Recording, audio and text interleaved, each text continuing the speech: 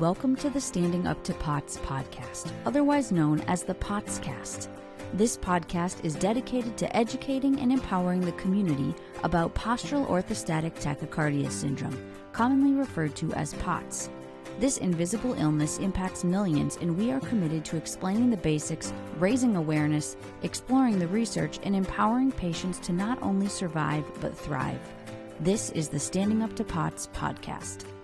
Hello, fellow POTS patients and terrific people who care about POTS patients. I'm Jill Brooke, and today we are going to discuss resilience with our guests, Dr. Kathleen Gorman-Ezell and Katie.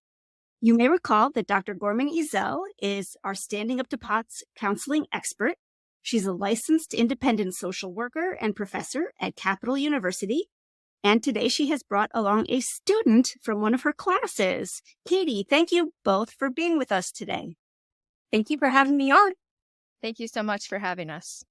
So I think everyone will recall that Dr. Gorman-Ezell is a clinician and a researcher. She specializes in the area of chronic illness, and she's done lots of great episodes with us in the past. But Katie, we haven't had you on as a guest yet. Can you tell us a little bit about yourself? Yeah, of course. So I am a first-year student at Capital University, and I am a major in social work. So that's how Dr. Gorman-Ezell and I know each other. I am in her Intro to Social Work class. And I was born with a condition called golden heart syndrome. It is definitely not as common as POTS, and I definitely have not really met anyone in my day-to-day life that can relate to me.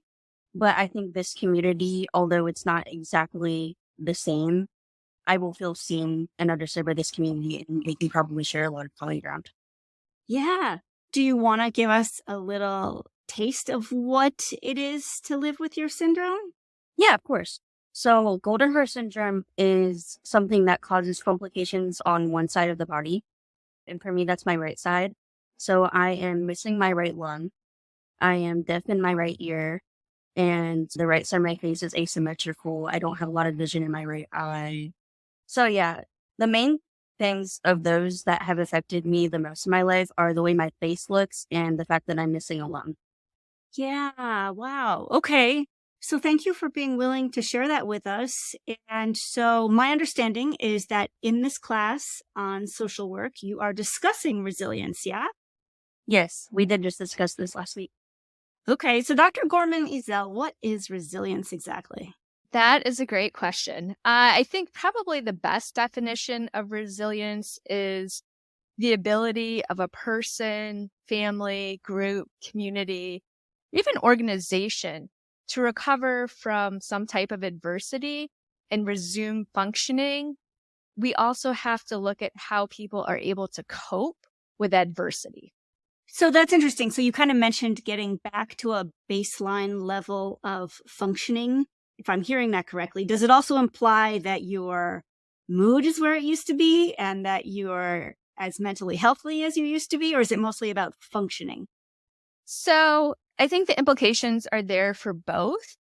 And I think you hit the nail on the head when you said get back to or overcome, because I think some situations that can happen. Right? That can happen in some financial situations, or that may happen in some more temporary types of situations.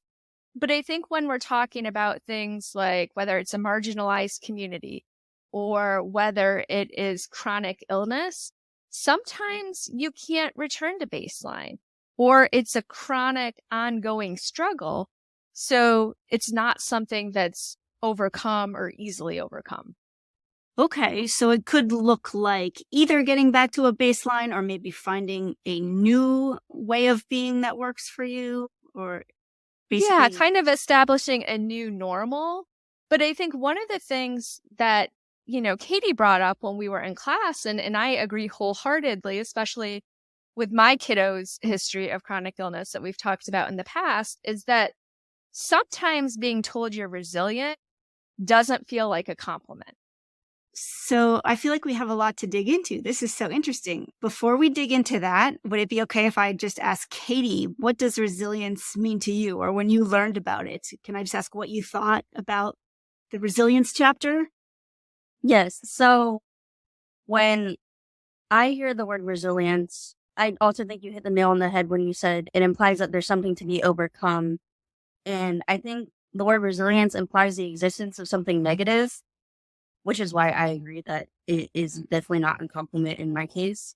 I think it can be, like Dr. Gorman-Ezell was saying, when it is kind of more of a temporary setback, like a financial situation or something that, can be overcome and not something that's just kind of like a part of who you are. Right. So I guess I'm still a little unclear. So does resilience imply that you get back to where you were before the challenge, or does it just mean that you find a new way to kind of live well, even if that has to look very different?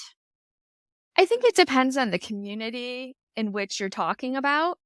And I think that's what makes resilience challenging in some ways, is it can't necessarily be a blanket statement, an all or nothing type of thing, because I think, Katie, when we were talking about it in class, one of the things that you shared was sort of that look, and maybe you could share that with the listeners. Yes, absolutely. Whenever you say that look, I see it in my head. It's just a look of pity. And to me, this is just me. This is just who I am as a person. And if I was not born with this condition, I wouldn't be myself. So when I tell people that I only have one lung, it's just a fact. It is what it is. But I always get oh my gosh, you're so strong. And I'm just like, but like, what else do you want me to do? Do you want me to just grow another one? Like, I don't know what you want from me. So yeah, the look always makes me angry. No, yeah, because it sounds like maybe the implication is that there's something wrong with you. Yes, absolutely. And I have had to overcome my own beliefs about the way I was born, and I have had to fight my own belief that there was something wrong with me. So when I get the look, or when I get this so-called compliment of resilience or strong or whatever it is, I feel like I have to fight that all over again, because there is that implication there of there is something to be overcome, when really it's just me. Well, and I think we see that a lot in chronic conditions, right? So if we think about the POTS community, one of the things that comes to mind is, first of all, how difficult it is to be believed and to get the diagnosis. And then the diagnosis comes and you're explaining to people, okay, this is what's going on. And then the comment is, oh, you're so resilient. How strong of you. And then that implies that you should be able to do things that maybe you're not in a place where you can do because of the chronic illness. So this is funny, because this is way more complex than I was expecting when I was going to a resilience conversation. Okay. So this is sort of a lot to unpack. Is it okay if we kind of back up a little bit and maybe do like purely resilience 101 and then come back to this stuff about how maybe it has been turned into something that people just say, and where it's hard to figure out kind of what the meaning is, I guess. So if we go back to kind of what resilience is, I guess it sounds like resilience is something that people have when they're able to basically get life back on track after a big challenge. Yeah, absolutely. I think it's any way that a person can use their strengths internally to cope with adversity, right? And so that adversity can look a lot of different ways. And part of what leads into resiliency are what we call risk factors and protective factors. And that's going to help determine how, quote unquote, strong you are and how resilient you're able to be.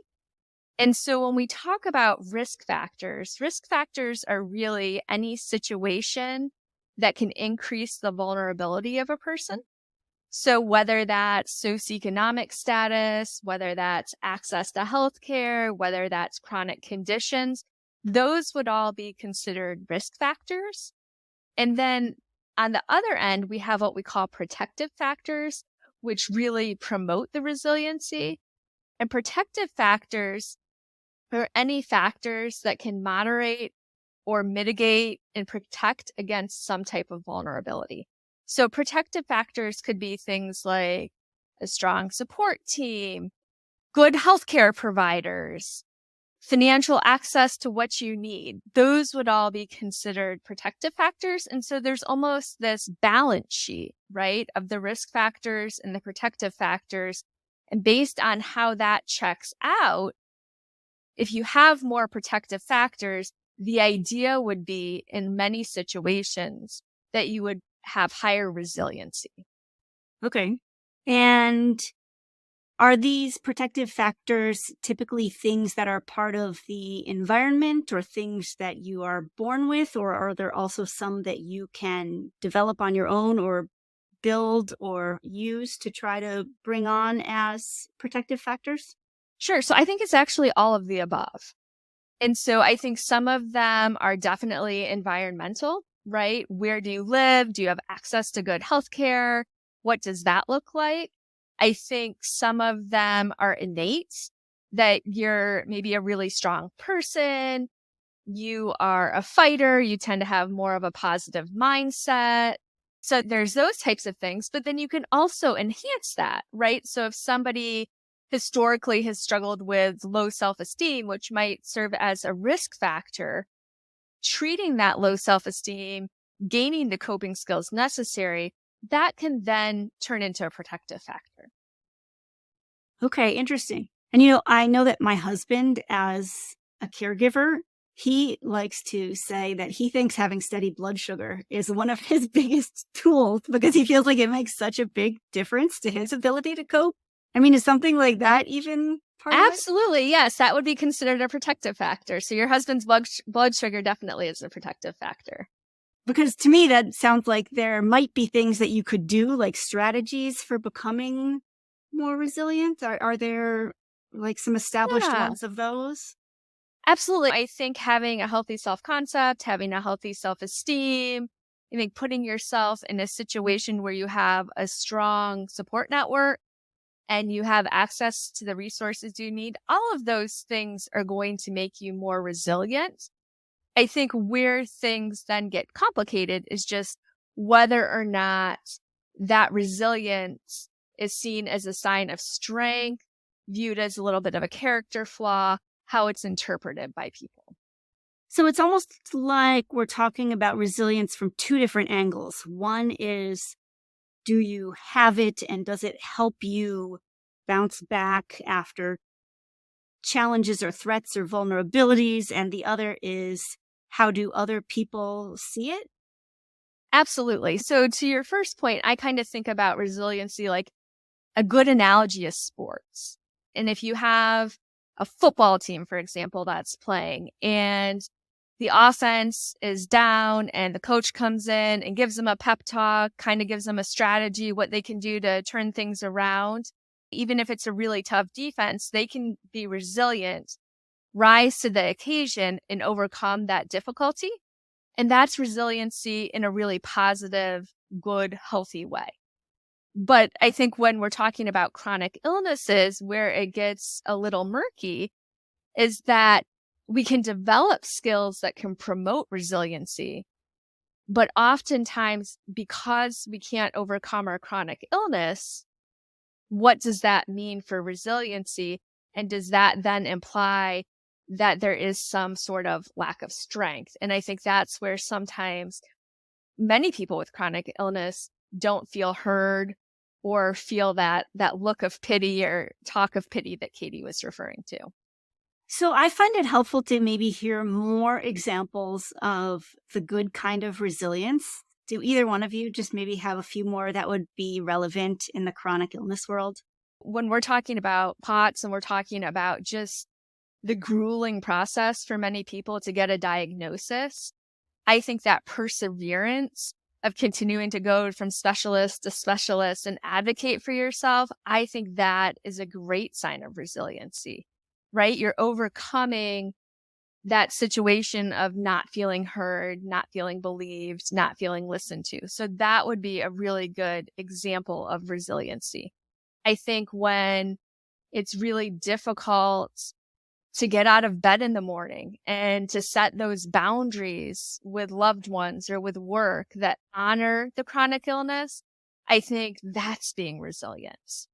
when you're talking with your family and doing what's right for you. I know we've talked about that in the holiday episodes, right? Like sometimes it's not great to go to Thanksgiving and should constantly be asked, how are you feeling? And maybe it's better for you to choose to stay home or just go for a short period of time. I think that's resiliency. I think those are all positive examples of resiliency within the chronic illness community. And then what would you say are some classic negative examples? I think some negative examples would be more, if you are at that family gathering and someone says to you, oh, what have you been doing? How's work going? And you say, oh, it's been really tough. I haven't been feeling really well. And then people would pause and say, yeah, that's really hard, but you're so resilient. You'll get back there. You'll be okay. It almost takes away from that lived experience. And so in that way, sometimes it doesn't feel so positive and it almost feels hurtful. Okay. So having resilience is a good thing. Using the word resilience to maybe minimize somebody else's experience or to be able to say, you'll be fine, you're resilient, is the part that is the negative part. Am I missing? Yeah, I think so, because a lot of times when it happens in those situations, just like Katie said, it's not a choice. It's not like people choose to have POTS or people choose to have the golden syndrome or people choose to have any number of chronic illnesses, right? It's just something, unfortunately, that they've been dealt and have to deal with. And so I think it's important to have that distinction that you just described between wanting resiliency, but then also being called resilient in the context in which it takes place. Okay. So Katie, do you feel like resilience is something that you strive toward, even though it annoys you when other people call you resilient? Yes. I think any individual person can define what resilience looks like for themselves. And that's when I think it can be a positive thing. Like for me, in the past couple of years, resilience has looked like going to therapy and unpacking all of the negative core beliefs I have because of like my school years and everything I've been told and everything I've kind of been taught to feel about myself, because I've been taught that it's negative. I've been taught that it's like a hindrance to me. So to me, resilience in the past couple of years has just looked like fighting that and learning that it's just me. And I used to kind of say that to myself. That used to be kind of my mantra, but I wouldn't really mean it. Just like, this is just part of who I am. I wouldn't be who I am if it weren't for this. I used to not believe that, but I think I am in a place where I have accepted that now, because there's a lot of anger that comes with chronic illness, I think. And at times, I think others that haven't experienced it, I think that's where the resilience comes from. Like the compliment of resilience, quote unquote, is that they want to erase that anger. I think you're exactly right. Two things can be true at once, right? Yes. You can feel angry and you can take that as a compliment, so I think allowing those two things to be true at the same time and to hold on to those things. Yes. So it sounds like maybe we have two really practical questions that would make sense. And one you've kind of already addressed, but I'd love to hear from both of you if you have any other practical tips for people to increase their own resilience, especially when it comes to living with chronic illness or any part of life. I mean, I guess even if you're not more resilient in terms of your chronic illness, if you can be more resilient in terms of your career or your relationship or something else, I mean, it would be nice to have more in any area of life. But then my second question is if there's any practical tips for how to respond to people who say, oh, you're so resilient, because it sounds like that comes up often enough that it would be good to have some ideas of how to help people deal with that too, if they're encountering the same thing as you are, Katie. I can respond to the first question, and then maybe Katie, if you want to respond to the second one.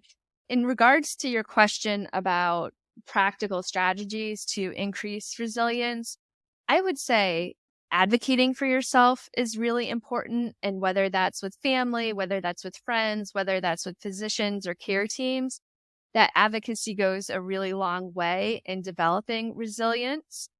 I think not only advocating, but setting boundaries and knowing what you need and being able to be comfortable with that. I think that helps with resiliency. I think getting a solid care team as well as emotional support team in place can be really helpful. And I think also knowing when you need help or to go to therapy is actually a way to build resilience and can be extremely helpful. Okay, fantastic. I know that in the nutrition world a long time ago, I haven't seen data on this recently, but they used to talk about how any little tiny step in a positive direction is worth a lot because then it makes the next step easier.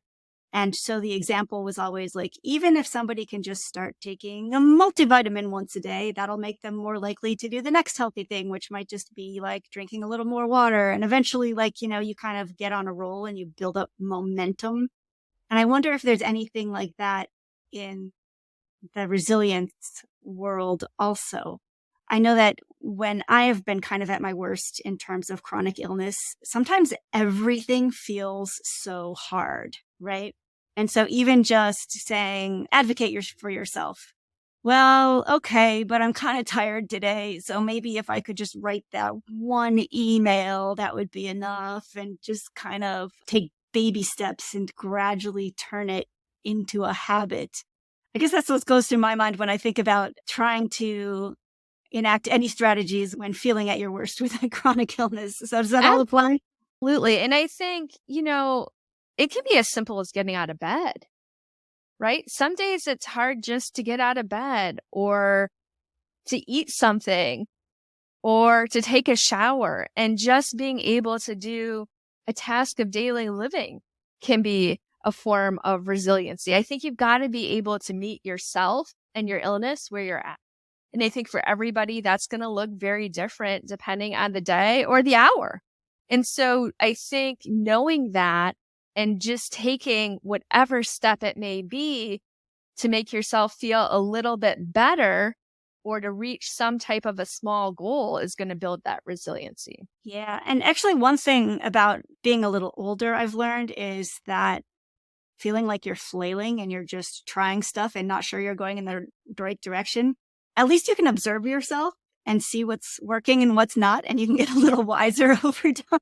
Absolutely. And you're taking a risk. That's resiliency.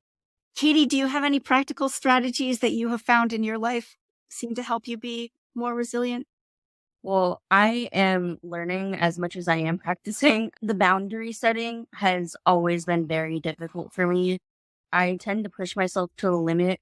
And I think that's part of because I still have partially that core belief that I am seen as pitiful. I kind of want to fight that at all times. I'm like, no, I can keep up with everyone else. Usually that means physically, like walking a little more than I should or going out when it's a little too hot for me to be out. And in the last couple of years, I've had to fight that more than I wanted to. Like, maybe we shouldn't go to that restaurant. I don't know if I can walk that far. And I used to feel a lot of shame in saying that, like, because it made me feel weak and pitiful. But I am learning that what I need is what I need. And I shouldn't be willing to sacrifice my own well-being to keep up with other more able-bodied people, I guess. So, yeah, like I said, I'm learning every day still. It's still a long way to go from here for me, unlearning everything that I've been told my whole life. But the boundary setting piece is huge for me, for sure. Yeah. So back to that second question. Over time, have you developed any strategies for either what you say or how you just think to yourself when somebody kind of uses that resilience phrase at you to kind of minimize your experience? Anytime I enter like a new stage of my life where I'm meeting a lot of new people, I get that a lot. Like it used to be in elementary school because kids at that age don't really have much of a filter. So I used to just get the questions like, why do you breathe so loud? Or what's wrong with your face? I don't get that anymore.